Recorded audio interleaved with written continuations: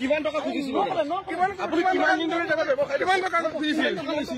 কিমান লৈছিল কেতিয়াৰ পৰা লৈ আছে এইটো কিমান কৰি আছিল বহু সময় তেওঁ হৈ কাম কৰিছে কিয় পলাবে কিমান টকা লৈছিল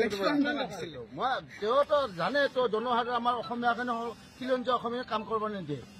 কিমান টকা লৈছিলে আপোনাৰ পৰা মই 50,000 টকা 1 লাখ টকা দাবী কৰিছিল 50,000 টকা এটা প্ৰেচিডেণ্টে ধৰিছে আৰু মোৰ উপায় নাই কিমান পইচা দি থাকিম আগতো দিছিলে নেকি আগৰ পইচা লৈ আছে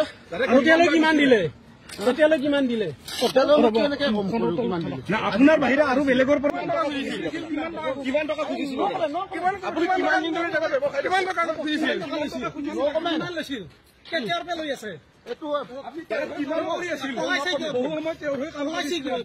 কিয় পলাবে কিমান টকা লৈছিল